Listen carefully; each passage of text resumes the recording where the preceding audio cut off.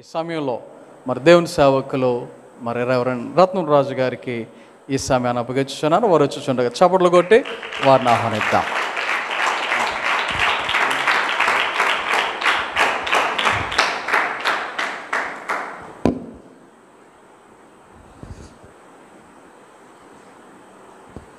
దేవుని యొక్క పరిశుద్ధ నామానికి మహిమ కలుగును గాక.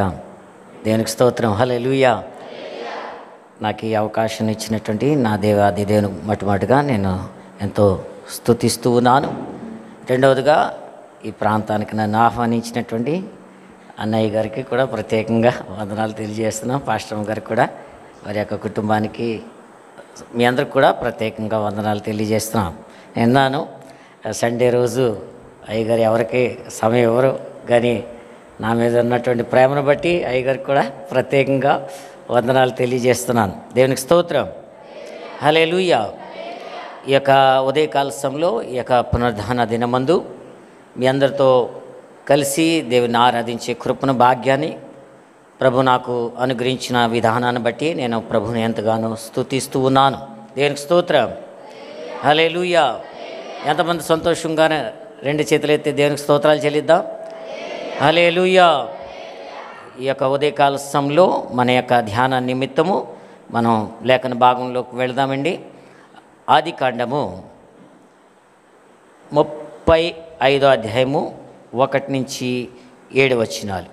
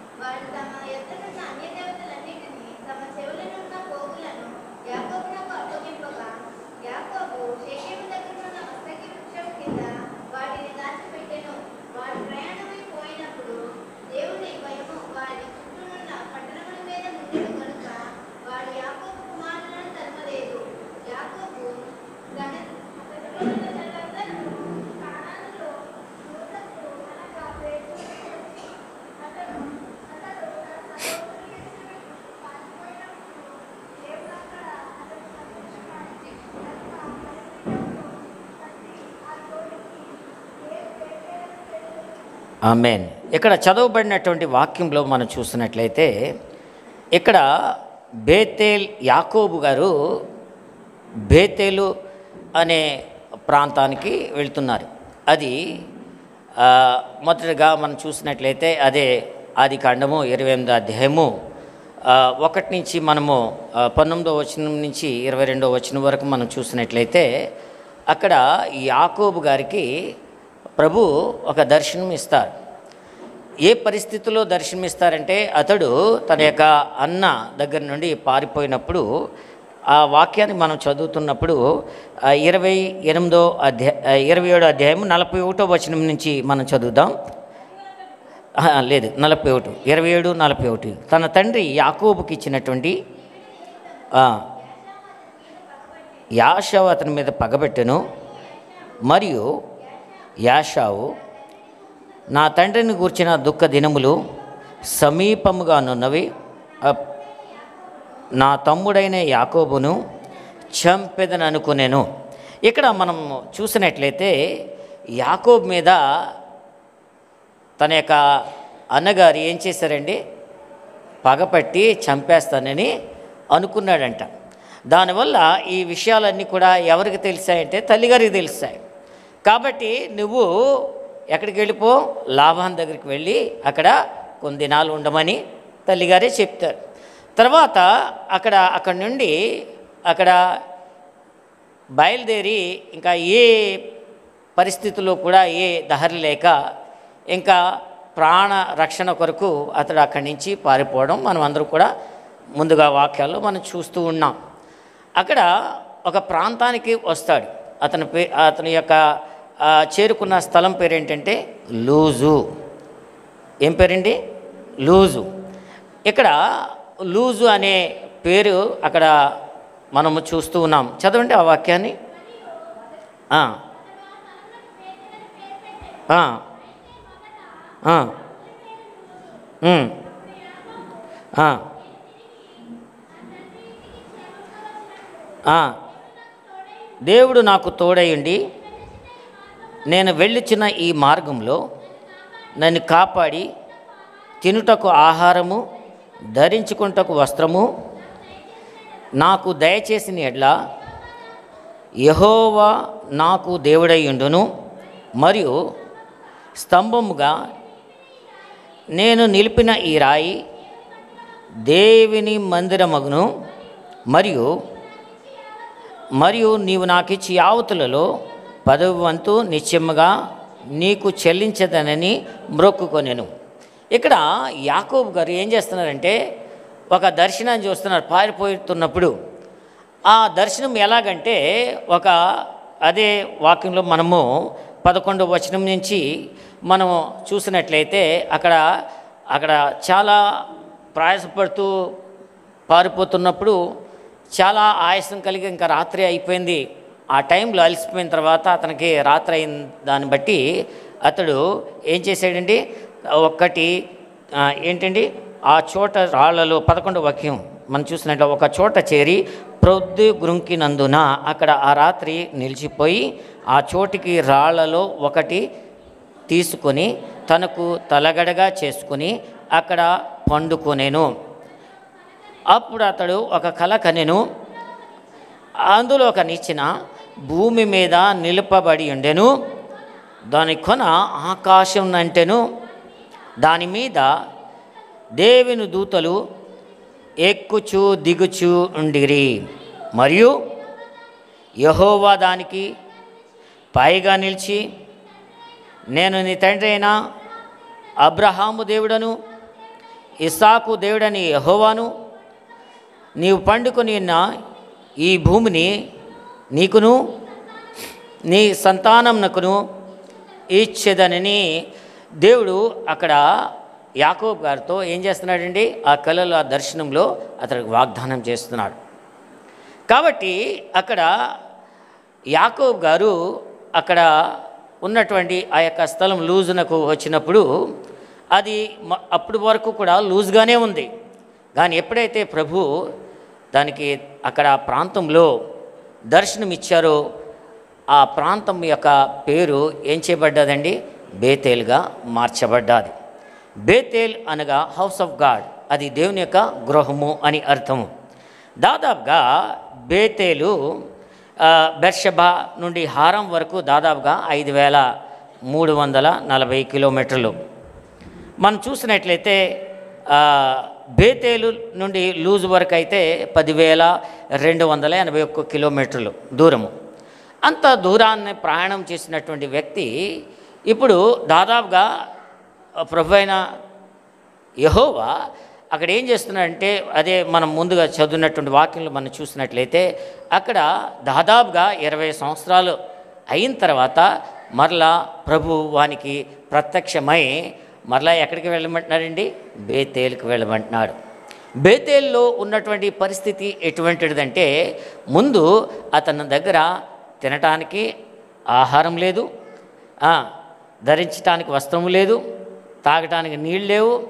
తర్వాత ఎదట ఉన్నటువంటి గమ్యములో చేరుకుంటానో లేదనే ఆ యొక్క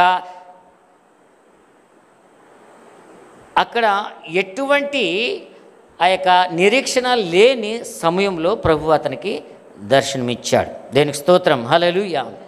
ప్రభు కొన్నిసార్లు మన యొక్క జీవితంలో కూడా మనము ఎటువంటి నిరీక్షణ లేని సమయంలో ప్రభు మనల్ని దర్శిస్తూ ఉంటాడు. మనము దర్శనం పొందుకున్న తర్వాత, ఆశీర్వాదాలు పొందుకున్న తర్వాత మనము దేవుడు మన జీవితంలో చేసినటువంటి సమస్త మేళ్లను, సమస్త ఉపకారాలను కూడా మనం ఏం చేసుకుంటూ ఉంటామంటే మర్చిపోతూ ఉంటాం. యాకోబు గారి యొక్క జీవితంలో ఇదే జరిగింది. దాదాపుగా 20 సంవత్సరాలు అతడు పొందుకున్నటువంటి ఆశీర్వాదాలు, పొందుకున్నటువంటి దీవులు, పొందుకున్నటువంటి ప్రతి విధమైనటువంటి ఈవులు అన్నీ కూడా పొందుకున్నాడు. కానీ ఏదైతే యాకోబు ద్వారా అక్కడ చేసినటువంటి ప్రార్థన, చేసినటువంటి మొక్కుబడులన్నీ కూడా అతను ఏం చేసుకున్నాడంటే మర్చిపోయాడు. మనము ఎవరితోటైనా మాట్లాడి మాటను మనం అది మాట వక్రీకరించవచ్చు, లేక మాట దాటేయచ్చు, లేక అబద్ధం ఆడవచ్చు, లేక మాట తప్పవచ్చు. కానీ మన దేవుడు మాట తప్పే దేవుడు మాత్రము కాదు. ఆమేన్, హల్లెలూయా. ఇక్కడ యాకోబు గారి యొక్క జీవితంలో మనం బాగా చూసినట్లయితే దాదాపుగా 20 సంవత్సరాలు అది అయిపోయింది. కానీ దేవుడు అతనితో లేక దేవునితో యాకోబు చేసినటువంటి ఆ యొక్క నిబంధన మాత్రం ప్రభు మాత్రం మర్చిపోలేదు. కొన్నిసార్లు మన యొక్క కష్ట సమయంలో, ఇబ్బందుల సమయంలో మనం ఎన్నోసార్లు మొక్కుబడులు చేసుకుంటూ ఉంటాం. ప్రభా, ఈ కార్యాన్ని మన జీవితంలో, మా జీవితంలో, మా కుటుంబంలో చేస్తే ప్రభా నీ కొరకు అది చేస్తాను, ఇది చేస్తాను అని మనము ఎన్నోసార్లు ప్రభు దగ్గర మాట్లాడుతూ ఉంటాం, ప్రార్థన చేసుకుంటాం, లేక ఒక ఒడంబడికను మనం చేసుకుంటూ ఉంటాం. కానీ కొన్నిసార్లు అది మన జీవితంలో అయిపోయిన తర్వాత దాని మాట అసలే ఎత్తాం. ప్రభు అసలే ఇది చేశాడనే విషయానికి వస్తే అది మన యొక్క జ్ఞాపక శక్తిలో కూడా ఉండదు. అటువంటి పరిస్థితులు మర్చిపోతూ ఉంటాం. కానీ మీరు ఎవరితోటైనా మాట్లాడి మీరు మర్చిపోతారేమో, కానీ దేవునితో మాట్లాడి మాత్రం ఆ మాటను మనం జవదాటలేము. ఎందుకంటే ఆయన ఎప్పుడు కూడా మన మాటను ఏం చేసుకుంటాడండి, ఆయన జ్ఞాపకం చేసుకునే దేవుడై ఉన్నాడు. హల్లెలూయా, హల్లెలూయా. ప్రియ దేవుని యొక్క సంగమా, మనము దేవునితో ఏదైతే ఒడంబడిక చేసుకుంటున్నామో, దేవునితో ఏదైతే మనము మాట్లాడుతున్నామో, లేక దేవునితో ఏదైతే మనము మొక్కుకుంటున్నామో, ఆ మొక్కుబడులన్నీ కూడా మనం ఏం చేయాలంటే, మనం నోటితో మొక్కుకున్న ప్రతి ఒక్క మాట ప్రభు ఆయన యొక్క సన్నిధిలో ఉంటుంది కాబట్టి ఆయన జ్ఞాపకం చేసుకుంటాడు. కాబట్టి మనము బైబిల్ గ్రంథంలో అనేక మంది భక్తుల యొక్క జీవితంలో మనం చూసినట్లయితే కొర్నేలి యొక్క ప్రార్థన కూడా ప్రభు ఏం చేసుకున్నాడండి, జ్ఞాపకం చేసుకున్నాడు. తన యొక్క తాను చేసినటువంటి ప్రార్థనలన్నీ కూడా, తను చేసినటువంటి విజ్ఞాపనలన్నీ కూడా ఏం చేసేయండి, దేవుని యొక్క సన్నిధికి చేరాయంట. కాబట్టి మనం చేసే ప్రార్థనలు, మనం చేసే మొక్కుబడులన్నీ కూడా ప్రభు ఏం చేస్తాడండి, ఆయన సన్నిధికి జ్ఞాపకం చేసుకునే దేవుడై ఉన్నాడు. ఆమేన్, హల్లెలూయా. కాబట్టి యాకోబు యొక్క జీవితంలో తాను చేసుకున్నాడు. ఎప్పుడు చేసుకున్నాడంటే ఏమీ లేని పరిస్థితులు, ఆయన శూన్యం, తన యొక్క జీవితంలో శూన్యం ఏమీ లేదు. అతడు వేసుకున్నటువంటి వస్త్రాలు, కొత్త వస్త్రాలు ఏమి పట్టుకోలే, తర్వాత ఏమీ కూడా ఫుడ్ అతని దగ్గర లేదు. ప్రాణభయంతో పారిపోతూ ఉన్నాడు. ఇంకా అతనికి తలపైన నీడ కూడా లేదు. కాబట్టి అతనికి నిద్ర వస్తే అక్కడ ఏం చేసుకున్నాడండి, అదే 11వ వచనంలో మనం చూసినట్లయితే ఏం చేసుకున్నాడు, ఒక రాయిని తీసుకుని తలగడ చేసుకున్నాడంట. అంటే అతడి యొక్క పరిస్థితి ఎలాగుందో మనం అర్థం చేసుకోగలుగుతాం. కాబట్టి ఇక్కడ ప్రభువు అతడు తనకున్నటువంటి మార్గంలో ఆయన ప్రార్థన చేస్తున్నాడు. ఏంటంటే అదే 28వ అధ్యాయంలో 19 నుంచి 22 వచనాల్లో మనం చూసినట్లయితే, మరియు అతడు ఆ స్థలమునకు బేతేలు పేరు పెట్టాడు. ముందు ఏం చేశాడండి, అక్కడ దేవదూతలు, దానికి ముందు ఏం చేశారండి, ఎప్పుడైతే తలగడ పెట్టుకుని పడుకున్నాడో అక్కడ దేవదూతలు, అక్కడ పెద్ద నుంచుని ఉంది. ఆ నుంచుల్లో ఏం చేస్తుందండి, దేవదూతలు ఎక్కుతూ దిగుతూ ఉన్నాయంటండి. ఆ యొక్క కొన ఎక్కడుందంటే, ఆ యొక్క నుచ్చిన యొక్క కొన లాస్ట్ ఎక్కడుందంటే ఆకాశమందలి దేవుని యొక్క సన్నిధిలో ఉందంటండి. ఆమేన్, హల్లెలూయా. అంటే ఆకాశము దేన్ని మనకు గుర్తు చేస్తూ ఉంటుందండి, దేనికండి, ఆకాశము నా సింహాసనము, భూమి నా పాదపీఠం అని దేవుని యొక్క లేఖనాలు సెలవిస్తున్నాయి. కాబట్టి ఆయన సింహాసనానికి ఏం చేస్తున్నాయండి, అక్కడ ఉన్నటువంటి పరిస్థితులు దేవదూతలు ఎక్కుచూ అంటే ఆయన యొక్క రాజ్యంలోని గురించి మాట్లాడుతున్నారు. తర్వాత దాని కొన ఆకాశంను అంటేను, దాని మీద దేవుని దూతలు ఎక్కుచూ దిగుచుండిరి. మరియు యెహోవా దానికి పైగా నిలిచి నేను నీ తండ్రి అయిన అబ్రహాము దేవుడను, ఇస్సాకు దేవుడను, నీవు పండుకొని ఉన్న ఈ భూమిని నీకును నీ సంతానమునకు ఇచ్చేదను. చాలు. ఇక్కడండి ఏమంటున్నాడండి, ఫస్ట్ ఆయనకి పారిపోతున్నటువంటి పరిస్థితిలో ఏమీ ఆయన దగ్గర లేదు. కానీ ప్రభు అక్కడ పడుకున్నటువంటి ఆ స్థలములో ఆ దర్శనమందు ఆయన తేటగా చూస్తూ ఆయన ప్రభు దగ్గర నుంచి ఏం పొందుకుంటున్నాడంటే గొప్ప నిరీక్షణ, గొప్ప ఆశీర్వాదం పొందుకుంటున్నాడు, గొప్ప వాగ్దానం పొందుకుంటున్నట్లుగా మనం చూస్తున్నాం. ఏంటంటే అతడు పడుకున్నటువంటి ఆ స్థలమును అతని సంతానమునకు ఇచ్చేదనని ఏం చేస్తున్నాడండి, వాగ్దానము చేస్తున్నాడు, ప్రామిస్ చేస్తున్నాడు. ప్రియ దేవుని బిడ్డలారా, ప్రభు మన జీవితంలో మనం ఎప్పుడైతే ప్రభు యొక్క సన్నిధిలో మనకి ఏమీ తోచనటువంటి పరిస్థితిలో, ఏమీ తెలియనటువంటి మన గమ్యంలో, ఒకవేళ మన గమ్యంను ప్రభు చెంత అప్పగించి మన జీవితానికి ఆయన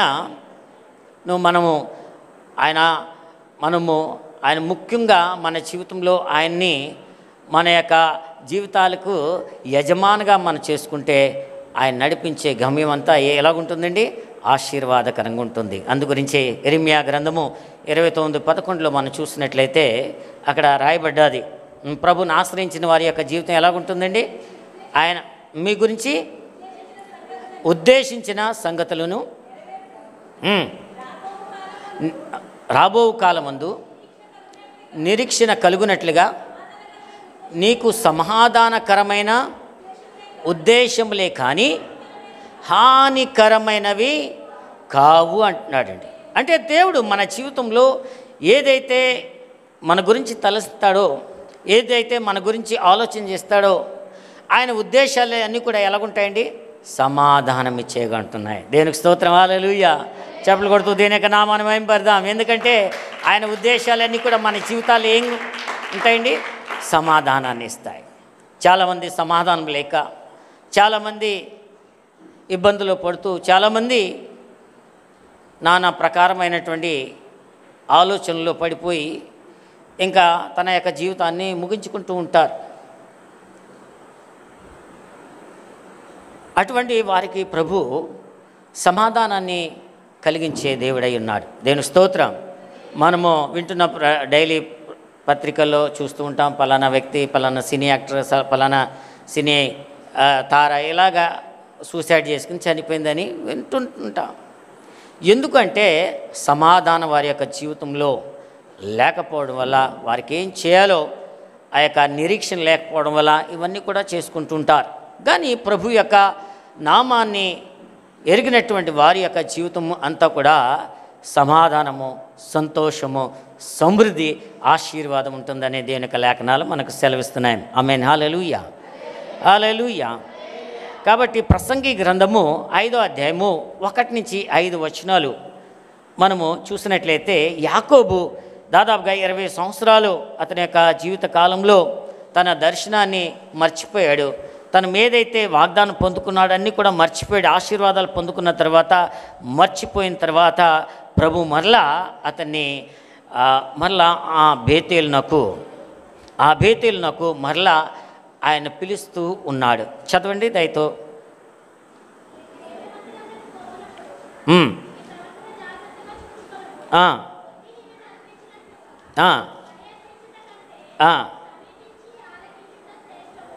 సమీపించి ఆలకించుట శ్రేష్టము, వారు తెలియక ఏ దుర్మార్గపు పనులు చేదురు. నీవు దేవుని సన్నిధిని అనాలోచనగా ఏం చేయకూడదండి,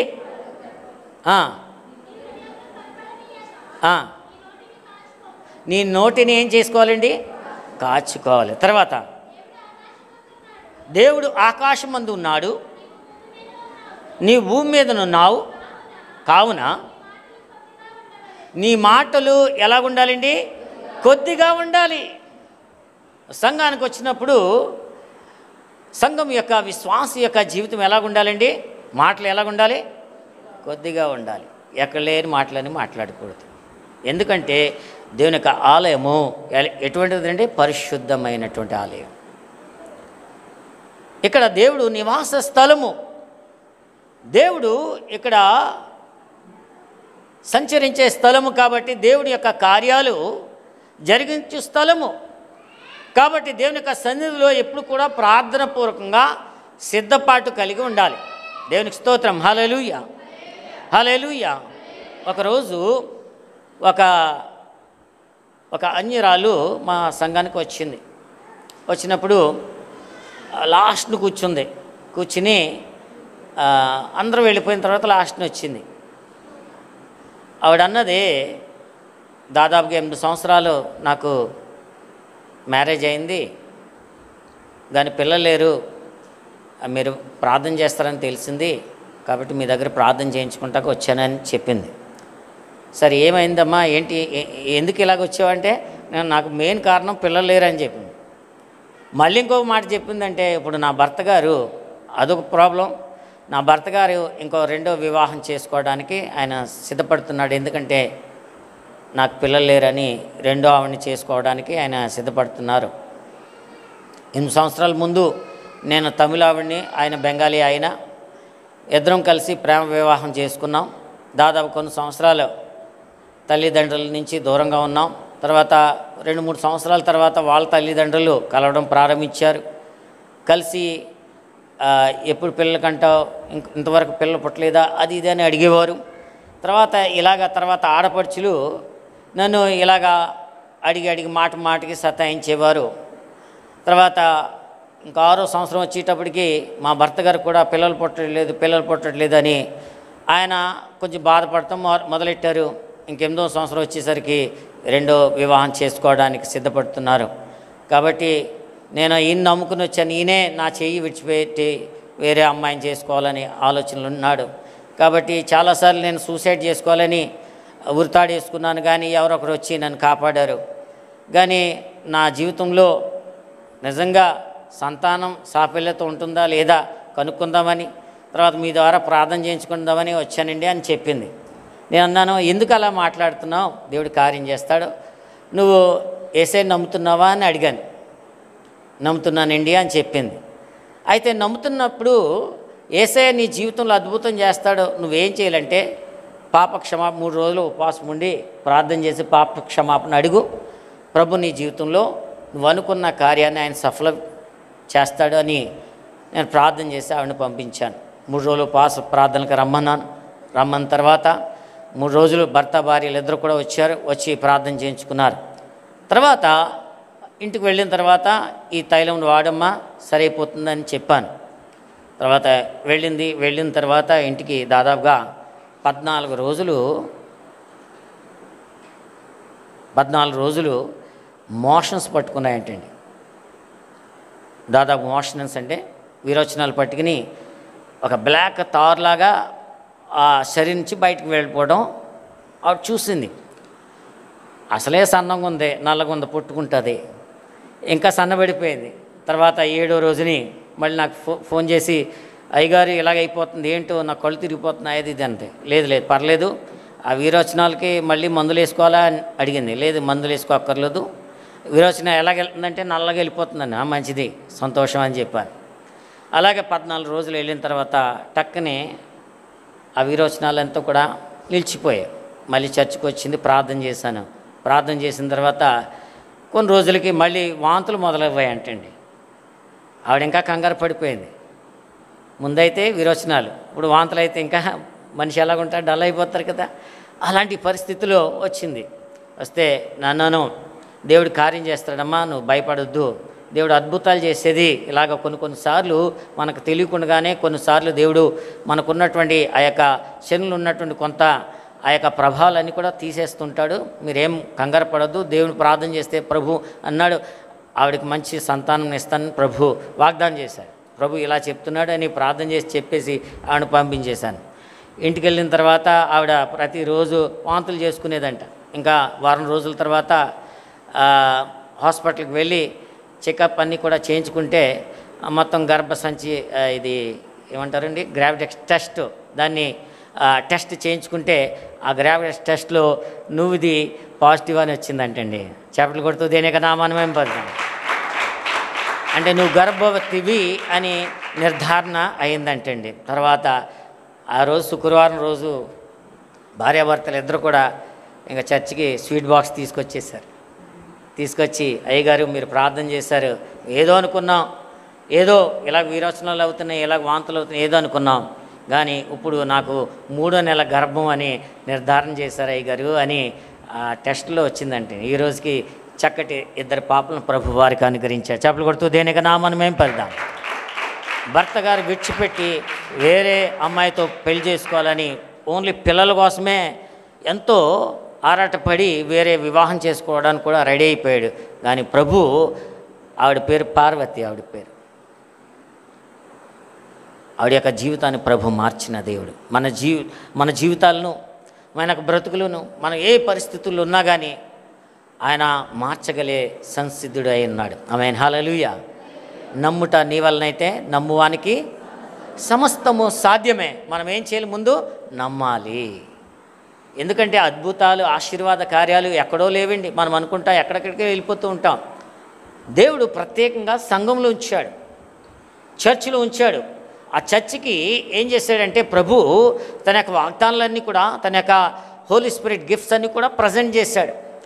ఇది సంఘాన్ని యొక్క క్షేమాభివృద్ధి కొరకే ఈ యొక్క గిఫ్ట్స్ అన్నీ కూడా ఇచ్చాడు.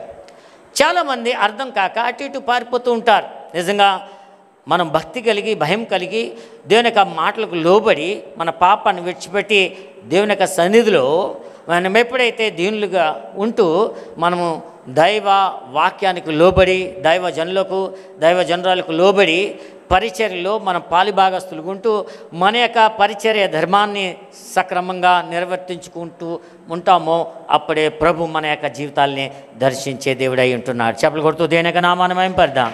హల్లెలూయా. సంఘము అనేది దేవుడు క్షేమాన్ని కోరుకుంటున్నాడు. సంఘంలో క్షేమాన్ని ఉంచాడు. మీరు సంఘానికి రావడం వల్ల దేవుడు మీ యొక్క జీవితంలో నూతనమైనటువంటి ప్రణాళికలు, నూతనమైనటువంటి అద్భుతాలు ప్రభు చేస్తారు. ఎందుకంటే సంఘము ఆయన ఏమై ఉన్నాడండి? శిరస్సు అయి ఉన్నాడు. సంఘానికి ఏమై ఉన్నాడండి? శిరస్సు అయి ఉన్నాడు. కాబట్టి ఆయన కోరుకుంటున్నది ఏంటంటే ఆ సంఘంలో ఉన్నటువంటి ప్రతి విధమైనటువంటి ఆ యొక్క బ్రాంచెస్, ప్రతి విధమైనటువంటి అవయవాలు సక్రమంగా ఏం చేయాలండి? తన పనులన్నీ కూడా చేసుకుంటూ వెళ్ళాలి. ఎందుకంటే ఆ యొక్క సంఘంలో మనలను ఏం చేశాడంటే మనలను పార్ట్స్గా, అవయవాలుగా సమకూర్చాడు. కాబట్టి మనకు అప్పగించబడినటువంటి ఆ పనులన్నీ కూడా మనం సక్రమంగా నిర్వర్తించకపోతే మనకి ఏ ఇబ్బందులు ఉండవు. ఆమేన్, హల్లెలూయా, హల్లెలూయా. యాకోబు గారి యొక్క జీవితంలో ఎందుకు మరలా ప్రభు 20 సంవత్సరాల తర్వాత దర్శనమిచ్చి మరలా గెట్టింగ్ బ్యాక్ టు బేతేల్ అని ఎందుకు చెప్తున్నాడంటే, ఎందుకంటే అతడు తనకున్నటువంటి ఆశీర్వాదాలు, తనకున్నటువంటి ఐశ్వర్యము, తనకున్నటువంటి ప్రతి విధమైనటువంటి ఆ యొక్క ఆశీర్వాదం పొందుకున్న తర్వాత ఎవరిని మర్చిపోయాడంటే, దేన్ని మర్చిపోయాడంటే దేవుని యొక్క సన్నిధిని, బేతేల్ని ఏం చేశాడండి?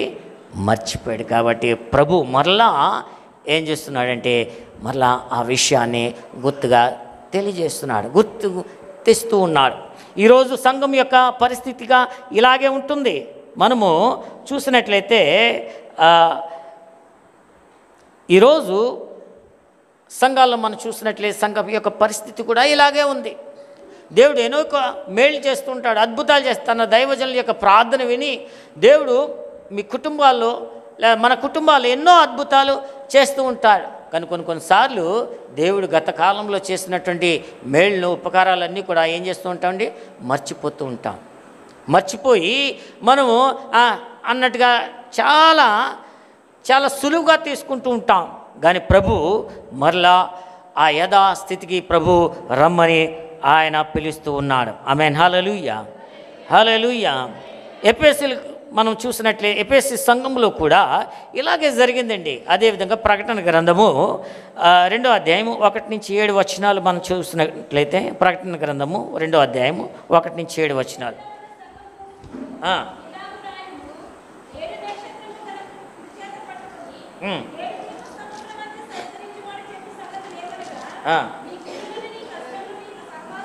ఆ, ఆ, ఆ, ఉమ్, ఉమ్, ఉమ్, ఉమ్. నా నామము నిమిత్తము భారము భరించి అలయలేదనియు నేనెరుగుదును. అయినను మొదట నీకుండినటువంటి ప్రేమను నీ వదిలితివని నేను నీ మీద తప్పు ఒకటి మోపవలసి ఉన్నది. నువ్వు ఏ స్థితిలో నుండి పడితివో అది జ్ఞాపకం చేసుకుని మారు మనసు పొంది ఆ మొదటి క్రియలను చేయము. అట్లు చేసి నీవు మారు మనసు పొందితేనే సరి, లేని ఎడ్లా నేను నీ యొద్దకు వచ్చి నీ దీపస్తంభము దాని చోటు నుండి తీసివేస్తున్నాం. అయితే ఈ ఒక్కటి నీలో ఉన్నది, నీకోలే ఎత్తునా దీశించుచున్నావు, నేను కూడా వీటిని దేశించుచున్నాను. చాలండి. ఇక్కడ రెండో వాక్యంలో మనం చూస్తున్నట్లయితే నీ క్రియలను, నీ కష్టమును, నీ సహనమును ఎవరు ఎరుగుతారంటండి? నేను ఎరుగుతును అని అంటున్నాడు. అంటే పరిస్థితులు ఏమున్నా కానీ, మన జీవితంలో ఏ కష్టాలు ఉన్నా కానీ అది ఎవరు ఎరుగుతారండి? ఎవరు ఎరుగుతారు చెప్పాలి? దేవుడు ఎరుగుతాడు. ఎందుకంటే ఆయన ఎరిగినటువంటి దేవుడు. మన పరిస్థితులను, మన స్థితిగతులు ఆయన ఎరుగును. కాబట్టి నా పరిస్థితులు దేవుడు ఎరగడు అని మీరు ఎప్పుడు కూడా ఆలోచన చేసుకోక్కర్లా. ఎందుకంటే ఆయన సమస్తమును కూడా, ఆయన కష్టమును నీ సహనమును నేను ఎరుగుదును. నీవు దుష్టులను సహింపలేవనియు అపోస్తులు కాకే తాము అపోస్తులమని చెప్పుకొని వారిని పరీక్షించి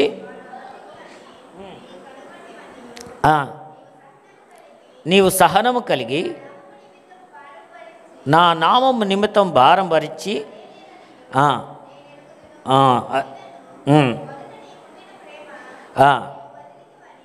మొదట ఏమైపోయిందండి? ఏమైపోయింది? మొదట ఉండినటువంటి ప్రేమ ఏమైపోయింది? వదలతివని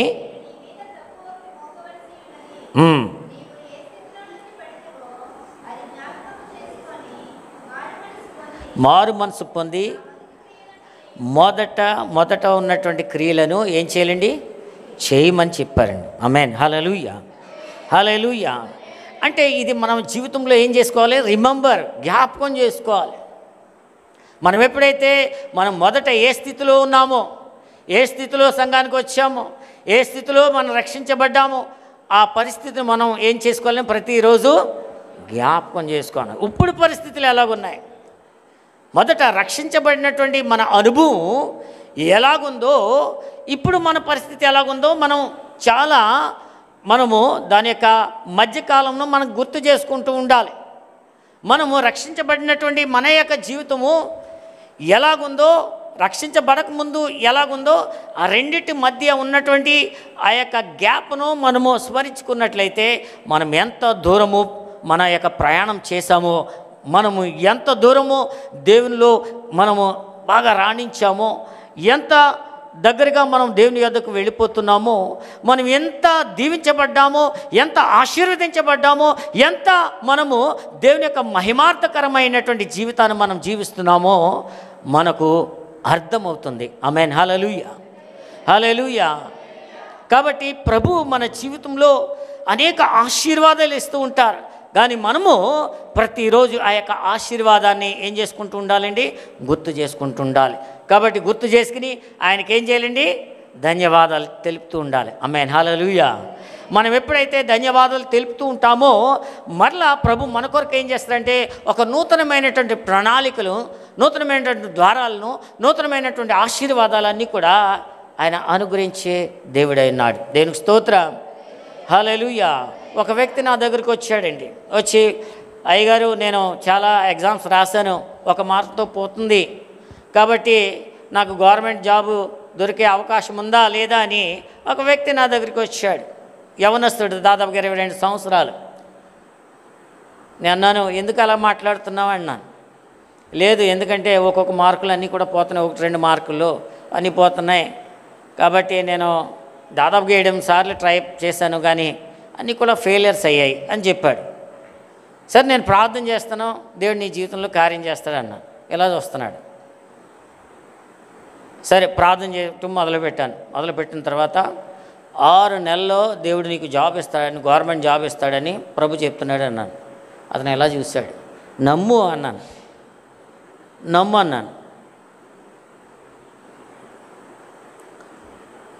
సరే అయ్యగారు ప్రార్థన చేయించుకుని వెళ్ళిపోయాడు. వెళ్ళిపోయిన తర్వాత అందరూ కూడా ఫారెస్ట్లో ఒక జాబ్కి వాళ్ళందరూ కూడా అప్లికేషన్ నింపుతున్నారు. సర్లే దొరికిది ఏదో దొరకదు కదా అని ఈయన నింపిన తర్వాత కొన్ని రోజులకి రన్నింగ్ టెస్ట్ పెట్టారంట, తర్వాత టైపింగ్ టెస్ట్ కూడా పెట్టారంట. దీంట్లో రాణించాడు. తర్వాత ఇంటర్వ్యూ ఉంది. ఇంటర్వ్యూ ఉన్న తర్వాత ఇంకా రేపు వెళ్ళిండి ఇంటర్వ్యూ. తర్వాత ఒక శుక్రవారం వచ్చి ప్రార్థన చేయించుకున్నాడు. నేను ఇలా ఫారెస్ట్లో సెలెక్ట్ అయ్యాను, కానీ ఇంటర్వ్యూ ఉంది, ఇంటర్వ్యూలో పాస్ అయితేనే జాబ్ దొరుకుతుంది, కాబట్టి మీరు ప్రార్థన చేయండి అని. ఇంతవరకు రాణించాను, ఇంకా ఇంటర్వ్యూ పాస్ అయిపోతే నాకు జాబ్ దొరికినట్లే అని చెప్పాడు. సరే ప్రార్థన చేస్తుంటే ప్రభు అన్నాడు, అతనికి జాబ్ దొరికిపోయింది, ప్రార్థన చేసి పంపించే అన్నారు. ప్రార్థన చేసి పంపించేసి, ప్రభు నీకు జాబ్ ఇచ్చేస్తాడు, ఇంటర్వ్యూలో పాస్ అయిపోతావని చెప్పేసి పంపించేశాను. పంపించిన తర్వాత కొన్ని రోజులకి ఆయన యొక్క లిస్టులో, ఆ యొక్క లిస్ట్ వేస్తారు కదండి, ఎవరైతే ఇంటర్వ్యూలో పాస్ అయ్యారు లిస్టులో అతనికి 4వ నెంబర్ ఉందంట. చెప్పులు కొడుతూ దేని యొక్క నామాన్ని మహింపరుదాం. అతడు ఈ రోజుకి దాదాపుగా 10 సంవత్సరాలు అవుతుంది జాబ్ దొరికి, ఈరోజు గవర్నమెంట్ జాబ్లో ఉంటున్నాడు. తర్వాత ఏ పని ఉన్నా కానీ ఫోన్ చేస్తే చాలు, ఆ పనులని కూడా అతను చేస్తాడు. ఈరోజు అతని యొక్క గృహంలో ఒక హౌస్ చర్చ్ని నేను ప్రారంభించాను. చెప్పులు కొడుతూ దేని యొక్క నామాన్ని మహింపరుదాం. ఇలాగా చాలామంది జీవితాల్లో అద్భుతాలు ప్రభు చేస్తూ ఉన్నారు. ప్రభు కనికరించే దేవుడై ఉన్నాడు. ప్రభు అద్భుతాలు చేసే దేవుడై ఉన్నాడు. మనము ఎప్పుడైతే దేవుని యొక్క మాటను నమ్ముతామో, దాన్ని శ్రద్ధ వహిస్తామో, మన జీవితంలో అద్భుతం జరుగుతుంది. ఆమేన్. హల్లెలూయా, హల్లెలూయా. సంఘానికి యవనస్తులు ప్రత్యేకంగా ఎక్కువ దేవుని యొక్క వాక్యం పట్ల, ఆరాధన పట్ల యవనస్తులు ఎక్కువ దేవుని యొక్క శక్తిని, పరిశుద్ధాత్మ అభిషేకాన్ని పొందుకోవడానికి ఇప్పుడు కూడా ప్రయత్నించాలి. ఇదే రాజమండ్రి ప్రాంతంలో అదెమ్మె దిబ్బ అని ఒక ప్రాంతం ఉంది. అక్కడ నన్ను వాక్యం చెప్పడానికి పిలిస్తే నేను వెళ్తే చిన్న పాకలాగా ఉంది ఆ చర్చ్, కానీ జనం మాత్రం ఒక 50 మంది పైనే ఉంటారు. ప్రార్థన చేసి అందరూ వెళ్ళిపోయారు. ఒక ఆవిడ మాత్రం మోకరించి అక్కడి నుంచి వెళ్ళట్లేదు. యవనస్తురాలు, దాదాపుగా 18 సంవత్సరాలు ఉంటాయి, 18 సంవత్సరాల పైనే ఉంటాయి. ఆవిడ వెళ్ళట్లేదు. ఆవిడ ఏడుస్తుంది, బిల్లబిల్లాడుతూ ఏడుస్తుంది. ఏమైందమ్మా ఏంటంటే పాస్టర్ గారు వెళ్ళి అలా తలపైన నెత్తిపైన వేసి ప్రార్థన చేస్తున్నారు. ఆవిడ ఏడుస్తూ చెప్తుంది, నేను లేవాలంటే నా కాళ్ళు 2 ఇక్కడి నుంచి పని చేయట్లేదు అంటుంది. ప్రార్థనలో ఇక్కడి నుంచి నడుము దగ్గర నుంచి కింద వరకు పని చేయట్లేదని అంటుంది. వాళ్ళ తల్లిగారు ఆవిడని ప్రార్థనకి రమ్మని చాలా బలవంతం చేశారంట. ఏదో అండమాన్ నుంచి వస్తున్నారంట, అయ్యగారు ప్రార్థన చేస్తారు, రమ్మంటే ముందు రానంది. ఇంకా ఆవిడని ఖచ్చితంగా చేపట్టుకుని లాక్కుని వచ్చింది. వస్తే ఆవిడ మాత్రం మోకరించింది, కానీ మోకరించిన తర్వాత లేకలేకపోతుంది. ఇక్కడి నుంచి అంతా కూడా, నడుము దగ్గర నుంచి అంతా కూడా స్పర్శ తెలియట్లేదు. ఇంకా ఏడవడం ప్రారంభించింది. ఏం జరిగిందని పాస్టర్ గారు కూడా ఆ తలపైన చేయిపేసి ప్రార్థన చేస్తున్నారు. అందరూ వెళ్ళిపోయారు, ఆవిడ మాత్రం ఉండిపోయింది. అందరూ కూడా పరిశుద్ధాత్మ అభిషేకాన్ని పొందుకున్నారు.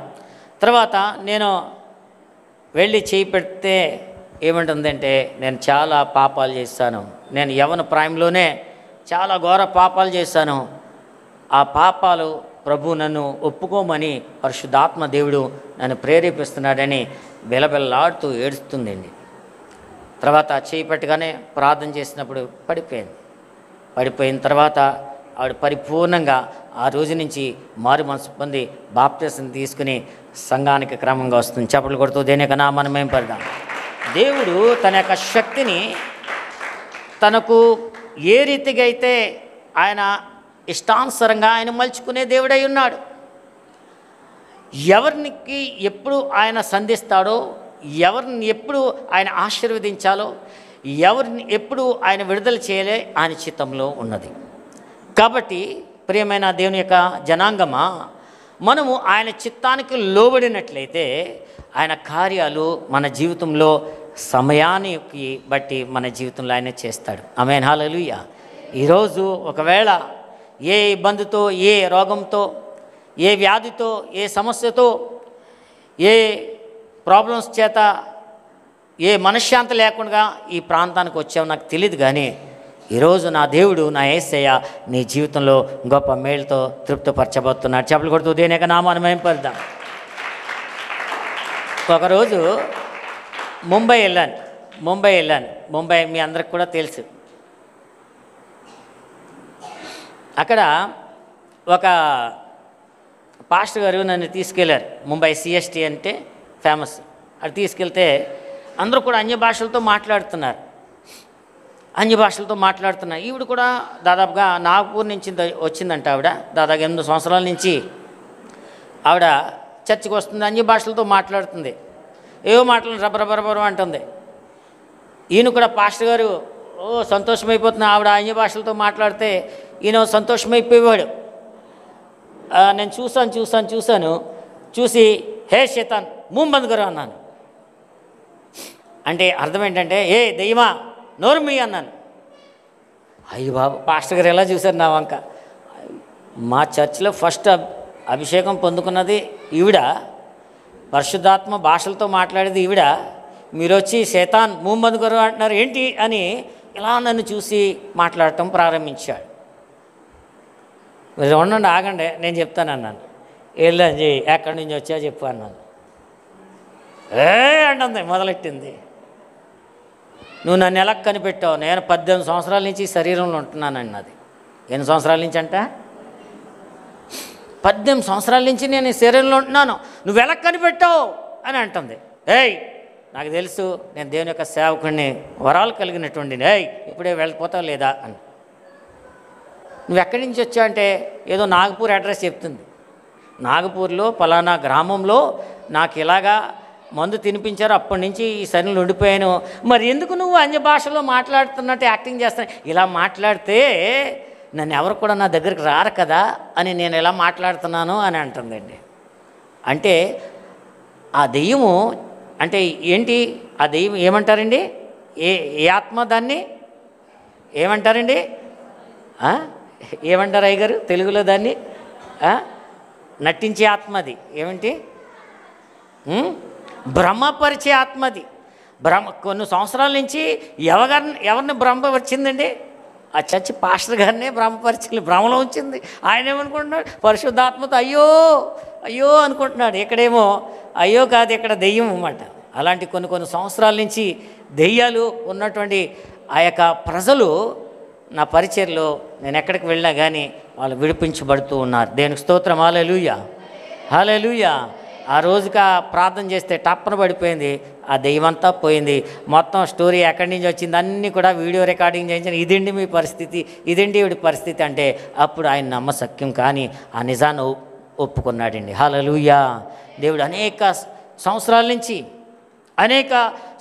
నుంచి పట్టి పీడిస్తున్నటువంటి దెయ్యాలను కూడా, చేతబడుల్ని, నానా ప్రకారమైనటువంటి చీకటి శక్తులన్నీ కూడా, తాంత్రిక శక్తులన్నీ కూడా వెరగొట్టే ఆ యొక్క అభిషేకం ప్రభు నాకు ఇచ్చారు. దేవునికి స్తోత్రం.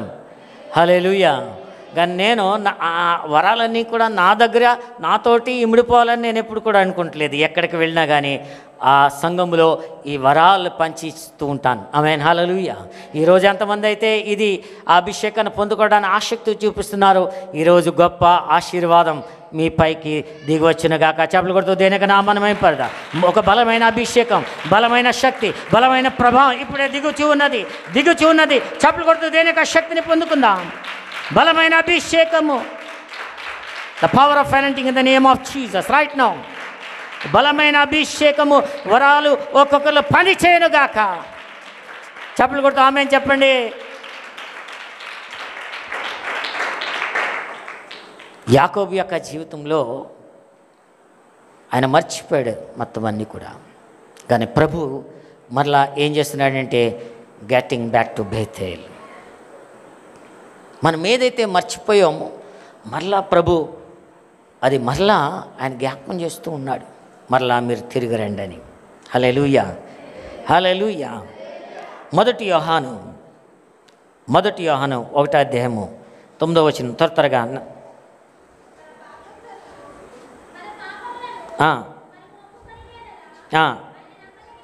ఆయన నమ్మదగిన వాడు, మన పాపములన్నీ క్షమించి మనల్ని ఏం చేస్తాడండి? పవిత్రులుగా చేస్తాడు. తర్వాత చెప్పుకొని ఎడ్ల ఆయనను మరియు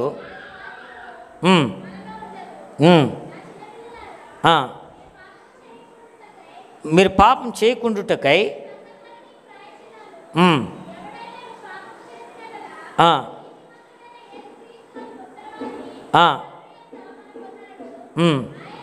ఆయనే మన పాపములకు శాంతికరమై ఉన్నాడు.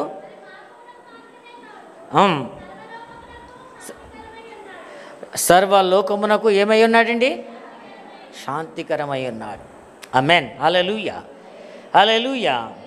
మనం ప్రభు దగ్గరికి ఎప్పుడైతే వస్తామో అప్పుడే ప్రభు మన జీవితంలోనికి ఆయన వస్తాడు. అందుగురించే యాకోబు పత్రిక 4వ అధ్యాయము 8వ వచనంలో మనం చూసినట్లయితే, ప్రభు యొద్దకు రండి, అప్పుడు ఆయన మీ యొద్దకు వస్తాడు.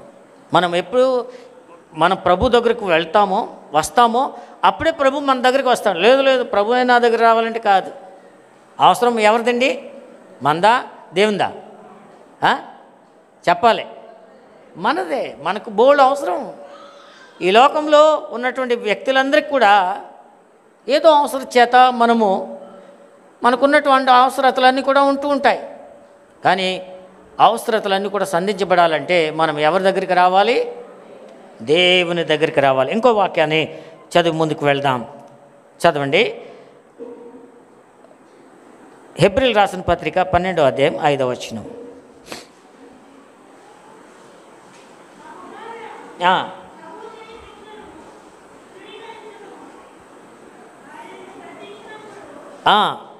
ఆయన నిన్ను గద్దించినప్పుడు ఏం చేసుకోకూడదు?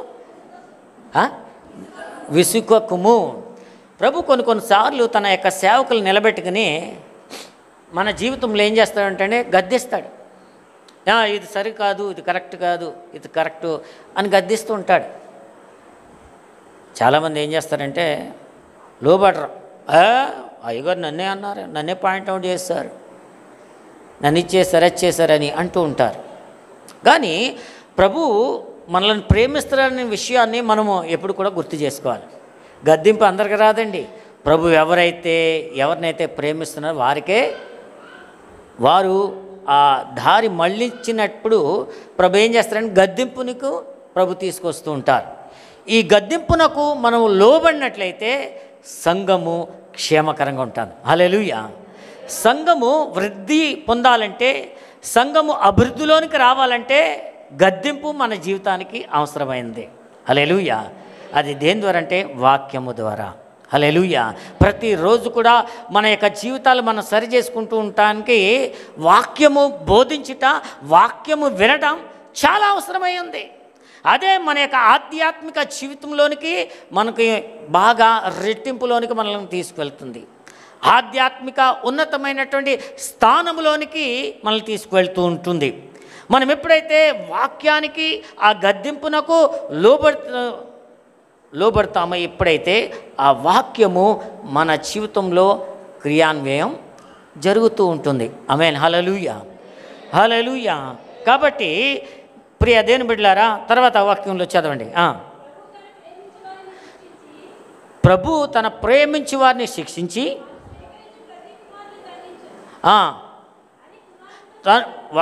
వారు ప్రేమించి ప్రతి కుమారుని ఏం చేస్తారండి? దండిస్తాడు. అంటే ప్రభు మనల్ని ప్రేమిస్తాడనే మనకు దండన వస్తుందంటే మనం ఏం చేయాలండి? సంతోషించాలి. హల్లెలూయా, హల్లెలూయా. ఒక దండన మనకు జరుగుతుందంటే, ఒకవేళ వాక్యం ద్వారా మన జీవితాలను మనం సరిచేయబడుతున్నామంటే అది మనం ఏం చేసుకోవాలి, ఎలాగ అర్థం చేసుకోవాలి? నెగిటివ్గా తీసుకోకుండా అది పాజిటివ్గా తీసుకోవాలి. హల్లెలూయా. అది మనలోను సరిచేస్తుందనే భావంతో మనం ఎప్పుడైతే వాక్య గద్దింపునకు మనం లోబడతామో అప్పుడే ఆ వాక్యము మనల్ని ఏం చేస్తుంది, ఎత్తుపడుతుంది. చెప్పులు కొడుతూ దేనిక నామాన్ని మహింపడదాం. హల్లెలూయా. వాక్యం మనల్ని ఎత్తుపెట్టింది అనుకోని మనం అనేక మందికి ప్రయోజనకరంగా, ఆశీర్వాదకరంగా, దీవెనకరంగా వెలుగుమయమైపోతాం. హల్లెలూయా. కాబట్టి ప్రభు అందరిని కూడా వెలుగుమయ చేయాలని, అందరూ కూడా దీపాల వలె ప్రజ్వలించాలని ఆయన యొక్క చిత్తమై ఉంది. కాబట్టి మనము ఆయన యొక్క దీప స్తంభము అయి ఉన్నాం. ఆమేన్. హల్లెలూయా. హల్లెలూయా.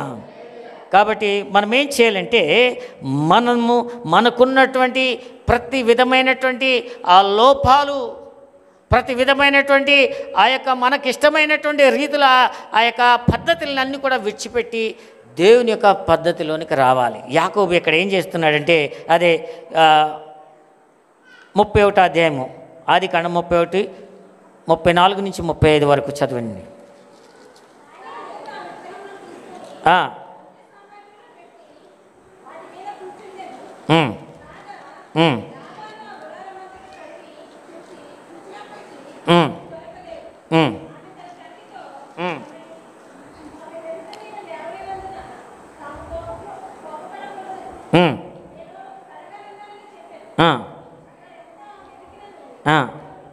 విగ్రహములు దొరకలేదు.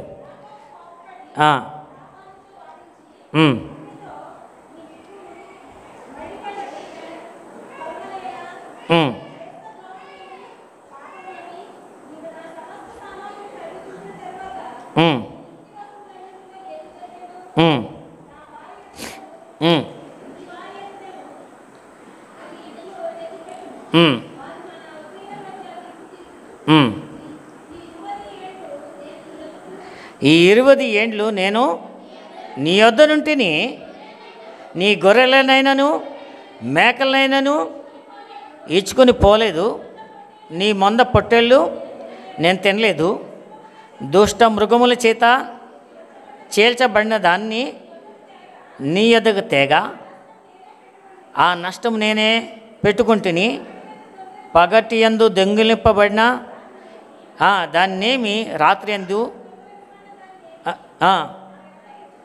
పుచ్చుకుంటుని,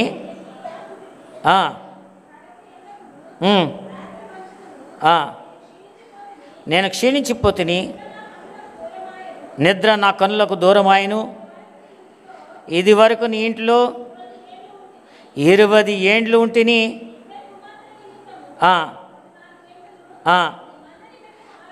నీ మంద నిమిత్తం 6 ఏండ్లను కొలువు చేసిని, నీవు నా జీతం ఏం చేస్తావండి? 10 మార్లు మార్చేస్తాడంటండి.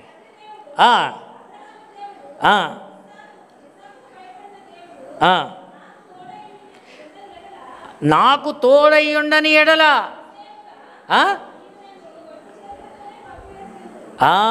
ఒకవేళ దేవుడు ఆ బేతేల్లో నన్ను దర్శించినటువంటి దేవుడు 20 సంవత్సరాల ముందు ఒకవేళ నా తోడు లేకపోతే నన్ను నీ ఇంటి నుండి ఏం చేస్తావండి? వట్టి చేతులతో పంపించేసేవాడంట. అంటే ఈ యొక్క ఆశీర్వాదము ఎవరు కనుగొంటున్నారంటే యాకోబు కనుగొంటున్నాడు. ఆమేన్. హల్లెలూయా. హల్లెలూయా. యాకోబు కనుగొన్నాడండి. యాకోబు వారి యొక్క జీవితంలో పొందుకున్నాడు. నిజంగా వాస్తవంగా అక్కడికి వెళ్ళిన తర్వాత, తన మామ ఇంటి దగ్గరికి వెళ్ళిన తర్వాత అక్కడ ఆశీర్వాదం ఎవరి ద్వారా వచ్చిందంటే, ఎవరి ద్వారా వచ్చింది? ఎవరి ద్వారా వచ్చింది? తండ్రి అయిన దేవుని ద్వారా వచ్చింది. ఎవరి కారణం దానికి? యాకోబు కారణం. ఎందుకంటే దేవుని యొక్క వాగ్దానం బేతేలు అనబడినటువంటి లూజు ప్రాంతంలో ఉన్నప్పుడు ప్రభు ఏం చేశాడు? అతనికి దర్శనమిచ్చి ఏం చేశాడండి? ఏం చేశాడు? ఆ లూజుని, ఆ యొక్క బేతేలైన ప్రాంతాన్ని నీకును నీ సంతానంకి ఇస్తాను. కానీ ఈయన ఏం చేశాడండి? తన మామ దగ్గరికి వెళ్ళి అక్కడ ఏం చేశాడు? కొలువున్నాడు. కానీ అక్కడ మాత్రం ఆశీర్వదించబడ్డాడు. కానీ ఇప్పుడు ఏమంటున్నాడండి? ఇది నా వల్ల వచ్చిందని ఎవరంటున్నారండి? మామగారు అంటున్నారు. తర్వాత ఈయనకి అర్థమైంది, ఇది నేనుండే స్థలం కాదు, నేను ఉండవలసిన స్థలం కాదు అని అప్పుడు గుర్తెరిగిన తర్వాత ప్రభు అతనికి దర్శనమిచ్చి 20 సంవత్సరాల తర్వాత మరలా ఎక్కడికి వెళ్ళమంటున్నాడండి? మరలా ఎక్కడికి వెళ్ళమంటున్నాడు? ఎక్కడైతే వాగ్దానం చేశాడో అదే ప్రాంతానికి వెళ్ళి అక్కడ దీవించబడమంటున్నాడు. చెప్పులు కొడుతూ దేనికి నామాన్ని మహిమపడదాం. హల్లెలూయా. దేవుడు ఎక్కడో ఆశీర్వాదాలు ఉంచలేదండి. దేవుడి యొక్క బేతేలు అంటే, బేతేలు అనగా దేవుని యొక్క గృహము. ఈ బేతేలుకు తిరిగి రమ్మంటున్నాడు. ఈ బేతేలు బయట ఎంతమంది అయితే ఉంటున్నారో ప్రియదేన జనాంగమా, ఈ బేతేలు బయటకు ఉండి ఎవరు ఏం చేయలేరు. అక్కడ ఆశీర్వాదాలు లేవు. కానీ నువ్వు దీవించబడాలంటే, నువ్వు ఆశీర్వదించబడాలంటే ఈ బేతేలు నాకు ఖచ్చితంగా రావాల్సిందే. ఈ బేతేల్లో వాగ్దానం ఉంది, ఈ బేతేల్లో ఆశీర్వాదం ఉంది, ఈ బేతేల్లో సంతోషం ఉంది, ఈ బేతేల్లో సమాధానం ఉంది. ఇన్ని సంవత్సరాలు 20 సంవత్సరాలు కొలువు చేసినా కానీ అతనికి ఏం లేదంటండి? శాంతి లేదు, సమాధానం లేదు, మూడోది నిద్ర లేదంటండి. చదువురు కదా, ఏం లేదండి? నిద్ర లేదంట. ఎంత ప్రయాసపడ్డాడండి, ఏదో చేద్దాం అనుకున్నాడు. కానీ ఆశీర్వాదము అతని జీవితంలో చూసినా కానీ ఈ మూడుకి కరువయ్యాడు. కానీ అతడు శాంతికరమైనటువంటి జలముల యొద్ద ఆయన నడిపించడానికి మరలా దేవుడు ఏం చేస్తున్నాడండి? మరలా బేతేలునకు పిలుస్తున్నాడు. ఆయన మాటకు ఎప్పుడైతే విని ఆయన ఎప్పుడైతే సిద్ధపడ్డాడో అదే మనం 31వ అధ్యాయము 35వ అధ్యాయం 1-7 వచనాలు మనం చదువున్నట్లయితే అక్కడ మనం చూస్తున్నాం. చదవండి దయతో, నేను ముగిస్తున్నాను.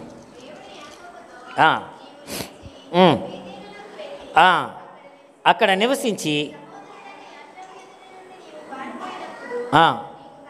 నీకు కనబడిన దేవునికి అక్కడ బలిపీఠం కట్టమని చెప్పగా యాకోబు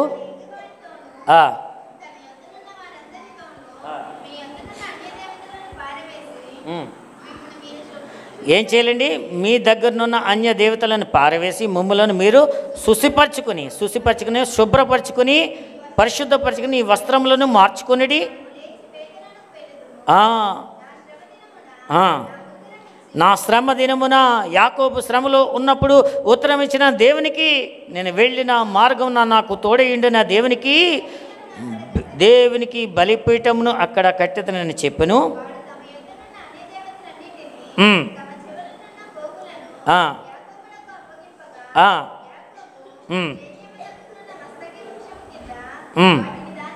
వాటిని దాచిపెట్టను. దేవుని భయము వారికి చుట్టూనున్న పట్టణముల మీద నుండెను గనుక వారి యాకోబు కుమారులను తరమలేదు. అతనితో ఉన్న జనులందరినూ కానాన్లో లూజునకు అనగా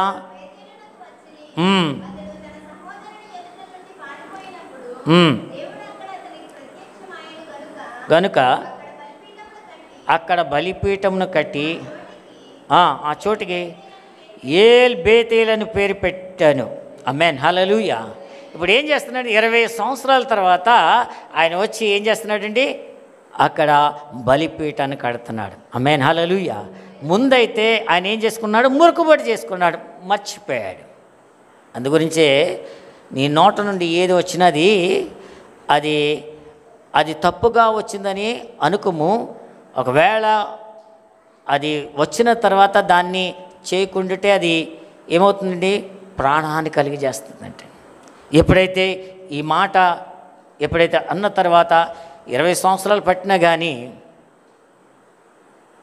తనకున్నటువంటి ఆ యొక్క మొక్కుబడులన్నీ కూడా తను ఏదైతే మాట అనుకున్నాడో, ఏదైతే వాగ్దానం ప్రభు దగ్గర చేసుకున్నాడో, మరలా అక్కడికి వచ్చి అక్కడ ఏల్ బేతేల్ అని అక్కడ ఏం చేశాడండి? బలిపీఠం కట్టి దానికి ఏం పేరు పెట్టాడండి? ఏల్ బేతేల్ అని పేరు పెట్టాడంట.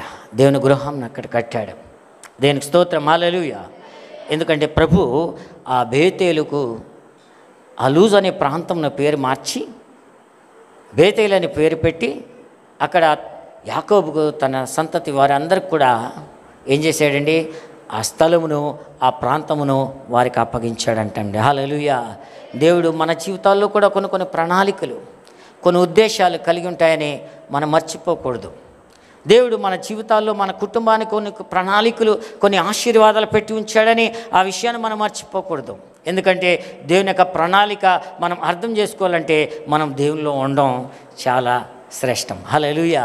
ఒకవేళ దేవుని యొక్క కార్యాలు మన జీవితంలో జరగడాలి, అది ఎలా జరుగుతున్నాయని నువ్వు అర్థం చేసుకోవడానికి నీ శాయశక్తులు ప్రయత్నం చేసినప్పుడు, నువ్వు వాక్యంతో సంఘంతో ఎప్పుడైతే కట్టబడి దేవునిలో ఎప్పుడైతే వాక్యం చేత ప్రతి దినము కూడా వాక్యముతో మనం ఎప్పుడైతే సరి చేసుకుంటామో ఈ ప్రణాళికలన్నీ కూడా మన జీవితాల్లో ఏం చేసుకోగలుగుతాం, అర్థం చేసుకోగలుగుతాం. హల్లెలూయా. అప్పుడే దేవుని యొక్క నడిపింపు, దేవుని యొక్క సమాధానం, దేవుని యొక్క కార్యాలు ఎలా జరుగుతున్నాయో అవన్నీ మన కన్నులారా చూడటానికి ప్రభు కృపను అనుగ్రహిస్తాడు. హల్లెలూయా. ఈ యొక్క ఉదయకాల సమయంలో అటువంటి కృపను, అటువంటి దయను, అటువంటి ఆశీర్వాదాలు, అటువంటి మంచి ఈవులను మనకును, మన కుటుంబస్తులకు, మన బంధువర్గాన్ని అందరూ కూడా, మన సంఘ బిడ్డలందరూ కూడా, ఈ సంఘానికి, ఈ సంఘంతో ఇమిడి ఉన్నటువంటి ప్రతి ఒక్క బిడ్డకును దేవుడు తన యొక్క కృపను, తన యొక్క దయను, తన యొక్క ఆశీర్వాదం, తన దీవులను మెండుగా మనందరికీ కూడా దయచేయనుగాక. ప్రభు యొక్క చిన్న మాటలను మన వెనుకట్లో దీవించి ఆశీర్వదించునుగాక. ఆమేన్.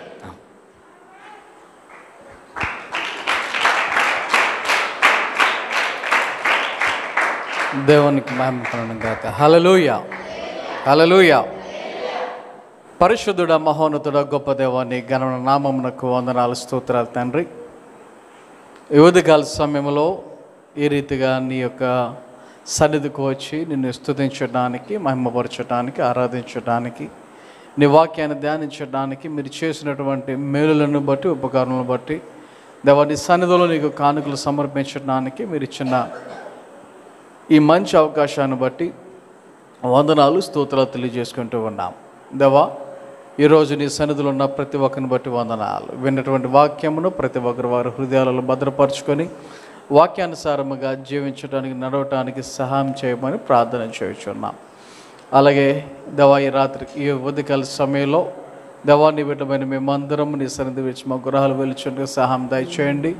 దేవా ఈ వారంలో జరబోయే కార్యక్రమాలలో, పనుల్లో, ఆరోగ్య విషయాలలో తోడుగుండమని ప్రార్థన చేయుచున్నాం. అలాగే ఈ రాత్రి నుండి దేవా రాజమండ్రిలో దేవా మరి జరగనున్న 3 రోజుల సభల నిమిత్తం కూడా ప్రార్థన చేయుచున్నాం.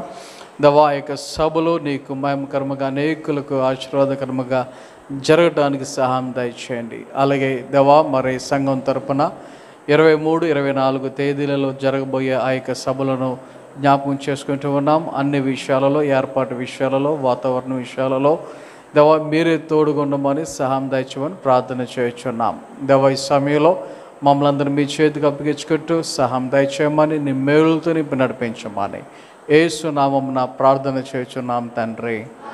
ఆమేన్. మన తండ్రి అయిన దేవుని ప్రేమ, కుమారుడైన యేసుక్రీస్తు వారి కృప, పరిశుద్ధాత్మ యొక్క అన్యోన్య సహవాసము, సహాయము, కాపుదల, నడిపింపు ఇప్పుడు ఎల్లప్పుడు మనందరికను, అలాగే ఈరోజు వాక్య పరిచర్య చేసిన సేవకులకు, వారి యొక్క పరిచర్యకు, అలాగే ఈరోజు నూతన సంవత్సరం అడుగుపెట్టిన సోనాలకి సదా తోడై నడిపించును గాక.